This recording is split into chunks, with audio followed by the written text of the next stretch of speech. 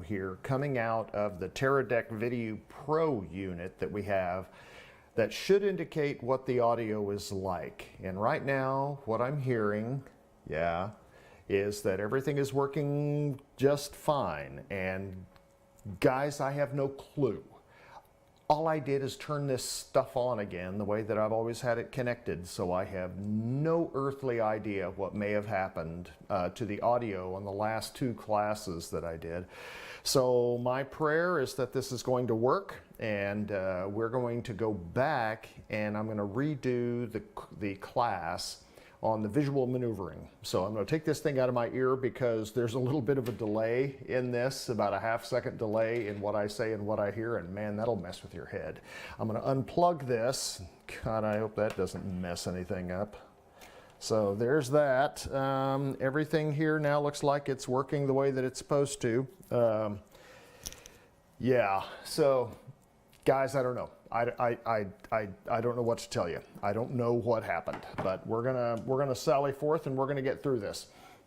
One thing here that I said yesterday when I recorded these classes is how very proud of you guys that I was on the test results for Friday. We've talked about this a lot. One of the weaknesses of the prepware and the ASA programs with regard to test prep is the correlation between that and the textbooks. And so it's hard to find the answer, the questions sometimes that pertain to the text and the chapters, because there's not just this direct correlation between the two like you would think there would be. So it's just one of those weird deals, guys, and we're gonna get better at it. But for you guys to be able to find the correct study materials to make that thing go, I know it was a pain in the rear end, because it was an absolute pain in the rear end for me to try to find questions that fit chapter 23. So these chapters here, again, very proud of you guys with how you did. Go you. What we're going to do is that these chapters that we're doing here right now, they're pretty short. So do not expect a quiz after each one of these chapters. We're going to combine these chapters here. Number one, because they're not that long. But number two, it's also going to make the study component for these, I think, a lot easier. So hopefully that'll be the case. And anyway, I just wanted to let you guys know that. So do not expect a quiz after every chapter that we go through. So we're going to pick this up here in visual maneuvering. Remember what visual maneuvering is that while it may seem incongruous, how about that for a word, to think about visual maneuvering when we're talking about IFR approaches, just know that the overwhelming majority of the approaches that you're going to do are actually going to be in visual meteorologic conditions, or VMC. So you're actually going to be able to see as you fly the approach, which is great. Now, there are certainly going to be times when you're not going to be able to see outside the cockpit. And again, it's just one of those puckering experiences, flying that thing down the hill, and you're betting your life on not just the accuracy of your instruments, but your ability to interpret what your instruments are telling you. And this is where the instrument cross-check interpretation and control piece comes into play. So with that, the visual components, the visual maneuvering piece is going to be kind of strong with that. So just know that there will be some visual work that will happen here with instrument approaches. Okay, so it is here, and I'm just thinking about what it is that I'm doing here this morning, and for whatever reason, I feel like I have an eyelash that just hit. Don't you hate that? Okay, so we're going to jump into this here and knock out the visual maneuvering components here, guys. Again, make sure that you guys are reading these chapters and doing the questions at the end of the chapters, just so that you have a good level of comprehension about what it is that we're talking about here. So when you look, you basically have 3 different types of approaches here when you're talking about these approaches. Some of them are visual, some of them are not. The first one is just a standard instrument approach that you're doing when you fly in and you land via instruments. That's one. The second is and this is kind of where we start talking about the visual maneuvering piece. This is where you can fly an approach down to a particular altitude. You break out of the clouds. You're able to get down to a point low enough that you can actually execute a circle to land approach, which again means that you're probably going to be landing on a runway that could be opposite of the approach that it's trying to get you into based on the weather conditions that you may have at the field. Certainly the wind is what we're looking at. Or it could be the type of thing where, as the book suggests, that the approach itself brings you in on a course that is outside that 30 degrees or plus or minus that 30 degrees orientation to the actual runway itself. You have a contact approach. This is an approach that is flown visually when the visual conditions are less than what we refer to as the VFR minima. And then we also have just a visual approach, and that's just something where you come out of the clouds and you can fly the traffic pattern. So that's what we're looking at there. The circle to land, you can kind of see some of the illustrations here about what a circle to land approach is, especially if you look down here. If you look at something here that's within 30 degrees of that runway, then you're having to make a maneuver and come in here and land. But the minima will get you down low enough that you'll be able to make that turn and land here on this runway. It could also be the type of a thing that as you fly in here that you actually make a circle, like a normal traffic pattern type of thing, to come in here and land on a different runway depending upon the wind. The one thing I do want to caution you on here in figure 24.1 is it kind of makes this turn look kind of tight. The one thing you really want to make sure that you're not doing is any form of aerobatics with regard to the types of turns that you're making. You're going to be expected to make standard rate turns here and not make any form of heroic maneuvers in order to be able to put your bird on the ground. So just keep that in mind there as well. You can look here at the circle to land. This is kind of what this is. This again is where you come in here, you use one approach to get you into the runway environment and down to a particular altitude that will allow you to make a normal landing when you're circling. This tells you all about this here. This maneuver, keep in mind, this is a non-precision maneuver, so this is not like an ILS thing where you can expect to get down to 200 feet off the deck and fly these maneuvers. It's going to be down to an MDA or even a missed approach point that may even be higher than what it might be for like a localizer approach for an MDA, where your circling minimums are going to be some of the highest visibilities that you have there of all of these with the sky conditions and visibility. So just know that it's not the kind of thing that you're going to be able to get really low to the ground, nor would you want to. When you look at these, some of the circling approaches are similar to others, but they can also be very different.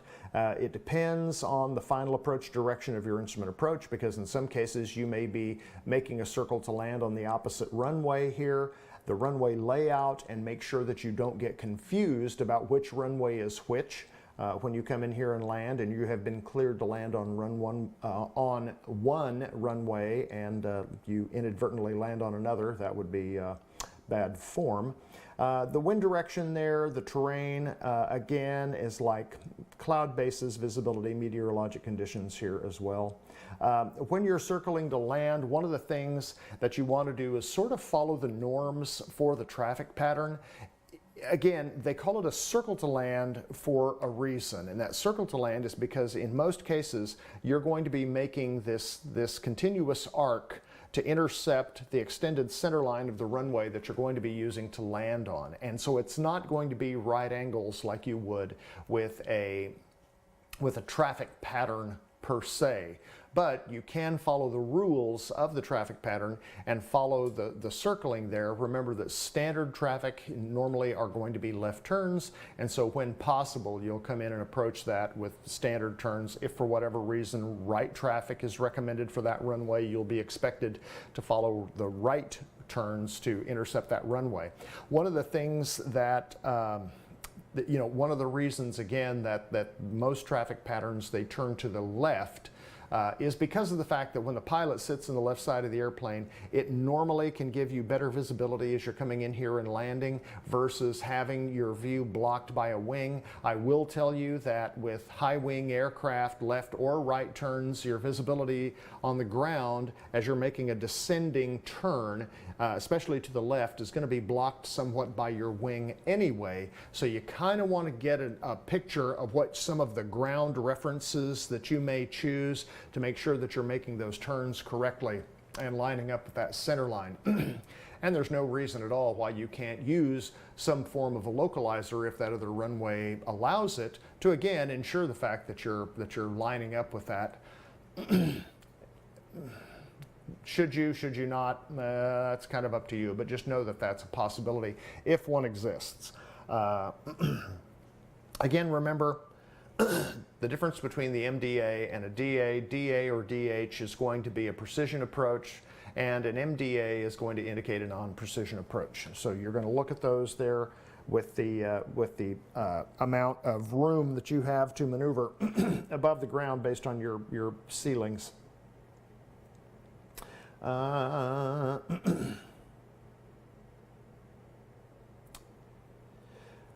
It tells you here they've got 3 points that they say that you should not go below the MDA here until you've got visual reference there with that runway environment, and you know where it is that you're going to be landing. You've got the threshold in sight. You know that you're going to be clear of any obstacles, and you want to make sure that you are below you before you descend to that point.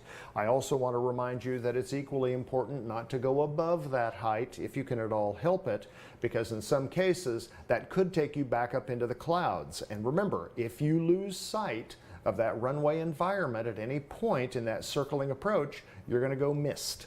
So,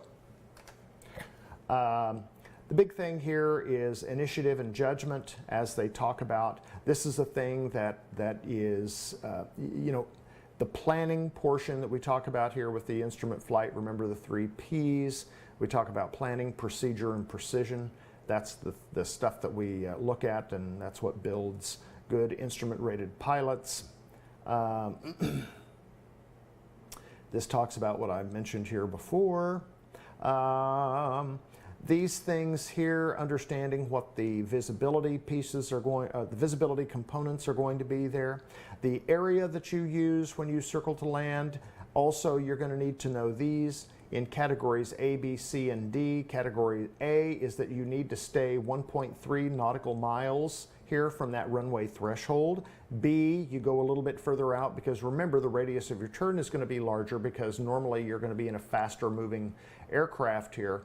So you have that. Your book, Big Red, will tell you also what the radii are from categories C and D. They are higher. I want to say that C is 1.7 nautical miles. I want to say that D is, oh boy, D is 2.1 or 2.3. Gosh, I can't remember.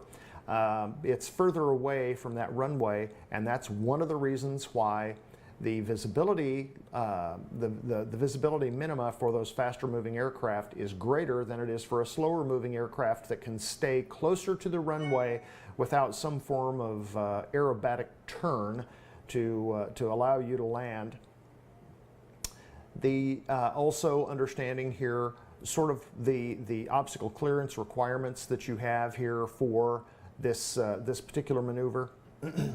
The reason being is because there may be terrain somewhere here in that MSA that you have to allow you to circle and land, and so again you need to know what that is before you begin your maneuver.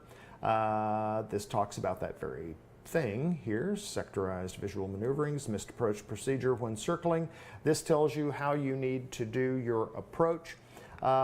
One thing that you have to do is remember the orientation of your airplane and how your airplane is pointed, because as the book suggests, you may be in a slightly awkward position to follow that published approach, but it's also expected that you're going to make that initial climbing turn toward that landing runway and track that overhead from the airport.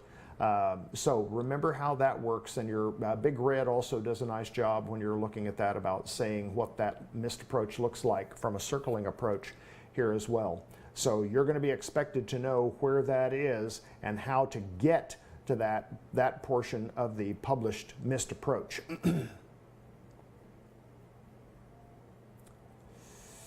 This is what they talk about here too.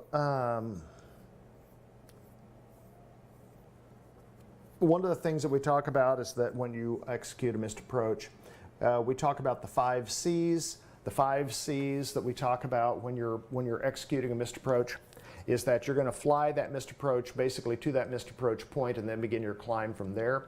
When that happens, cram it, climb it, clean it, cool it, call it. Cram it, that's going to be full power. You're going to have a positive rate of climb. Then you're going to begin pulling your flaps up as you can. You're going to open your cowl flaps if you have them to cool your engine. Then you're going to call the airport. The big reason why, and guys, I don't know what has happened here, why I've got something in my eyes, I do apologize, is because a lot of people want to try to use the microphone before they do anything. That's the last thing that you do. Remember, cram it, climb it, clean it, cool it, call it. The last thing you do is to call your missed approach. You want to make sure that you're flying your airplane first and that you have a positive rate of climb before you do. Remember this rule: aviate, navigate, communicate, ANC. First, fly the airplane. Do not let a perfectly good airplane fall helplessly out of the sky because you were thinking about something else. The first rule is fly that doggone airplane. Next, make sure it's pointed the direction that you want it to go. That's going to be the other thing. Make sure that as you're flying this airplane, you got your wings level, you're climbing, are you going the right direction? Then, once you satisfy those first 4 C's, then go ahead and use the last C and call your missed approach. So that's kind of the way we do it, and it says so right there in the book. Okay, so there we go. That's kind of what we do. Approaches, you are going to have some approaches that are going to be just circling approaches anyway. Again, remember that if those are not oriented there within that runway environment, you're going to have a circling approach, and it could just be that you have some form of a ground-based radio navigation unit that, because of terrain, allows an approach from a particular direction that is not going to be lined up with your runway, so you'll have circling minimums that may be the only minimums that you have. If you have an airport that doesn't have a missed approach, one of the things that you can do, and I don't know how often this happens, I've never done it, but I suppose you can, with this is you can use another airport and you can fly an approach to get you down to a visual altitude where you can actually use that approach to get you down below the clouds and let you land at another airport. So this is another way that perhaps you could use an instrument approach to get you down below the clouds at one airport to allow you to go land at another airport. So just know that that's an option. Contact approach. So this is that approach that I mentioned that talks about being able to land at an airport where your visibility at that airport may be less than your standard VFR weather minimums. You can see your requirements that you have here. The requirements are remaining clear of clouds, you're at least having 1 statute mile of visibility, and there is the reasonable expectation that these conditions, or better, will continue at the airport. This is one of those things that it's there, it's in your quiver, you can use it, but I want you to exercise caution when you're considering using this approach. And here's the reason that I say this. First of all, this is not an approach that the ATC is going to offer you. You have to ask for it. And if in their determination that the conditions warrant this kind of approach, the responsibility is going to be all on you. So you have to understand that. And here's my thing about contact approaches. If your weather conditions are that iffy about whether or not you're going to be able to land and whether you're going to be able to do this with these reduced visibility conditions, why not just shoot the regular instrument approach and have done with it? That would be my thing. You're going to spend a little more time, maybe burn a little more gas, yeah, maybe, but hey, you know, you get another qualified instrument approach under your belt to be able to do this. And so, you know, that's just the thing that I would really consider before I would execute a contact approach or request a contact approach. That's just me. But understand those are the conditions there with the contact approach. This is what they talk. Then you have the visual approach. This visual approach, this is going to be that thing that you can look at where, you know, you may get, when you have the airport in sight, and or you have other preceding aircraft that you can see that are following, that are flying, that are landing at the same airport and the same runway you are, you can get a visual approach. The thing I will caution you here is this. You can definitely do this, and I've done this several times just for expedience sake. But the one thing is this, let's say that you're 20 miles out and you do the excuse me, I just got a text here from Mrs. Benton, and you do you tell them, hey, I have the airport in sight. Well, here's what's probably going to happen. You're going to hear this. November 141 Hotel Lima, radar services terminated. Continue via FAR own navigation. Have a great day. So in other words, they've just let you go because now they don't have to mess with you. You've said that you have the airport in sight. You're on your own. I wouldn't let go of that quite that quickly. And this has happened to me back when I was flying back and forth between Albuquerque and Aspen almost every weekend. Is that when I'd get closer to Albuquerque, if I told them I had Double Eagle in sight, they'd turf me immediately. And so you kind of want to be careful with that because you still have that angel on your shoulder, you're still in the system, you're still there in that IFR arena. I wouldn't give that up as quick. Let them help you. Now again, you don't want to take advantage of that, and especially if they're busy or you know whatever, and you know that you have everything sorted out and you can just fly there and intercept the normal traffic pattern and land. You can do that, but just know that you don't have to give it up quite that quick. That's just, and I'm not trying to be shifty or anything else here, but that's just, you know, my opinion. There with the visual approach. Visual illusions, would you look at this? All that stuff that we studied last semester, you get to see it again. Wake turbulence on approach. Look familiar? Still applies. Hydroplaning. One of the things that we have to be careful of here is landing in slickery conditions or when there's water on the runway. This is one of the reasons why that we preach your centerline discipline, keeping the longitudinal axis of that aircraft lined up with that center line, not letting your airplane get sideways, because if that airplane gets sideways, especially as you attempt to touch down or shortly thereafter, if you're not on your rudders, is that your airplane may get wiggly. And when that happens in slick conditions, all bets are off. You may not have any braking action at all. Your airplane may start to slide sideways, putting a tremendous side load on your landing gear. You know, you could lose control and slide off the runway altogether. So you really have to be careful. You're going to be using more runway, so keep that in mind. You definitely want to be judicious on how you apply your brakes and when. So that's another thing that you just have to keep in mind about landing here in hydroplaning or slick conditions. And that concludes the chapter 24. And hopefully you've been able to actually hear this one. And guys, again, I do apologize. I have no idea what the heck happened there with that, but yeah, so anyway, there you go. And guys, we'll be putting the video up here a little bit later on chapter 25 here, also on VOR approaches here very soon. I will talk with you guys later. See ya.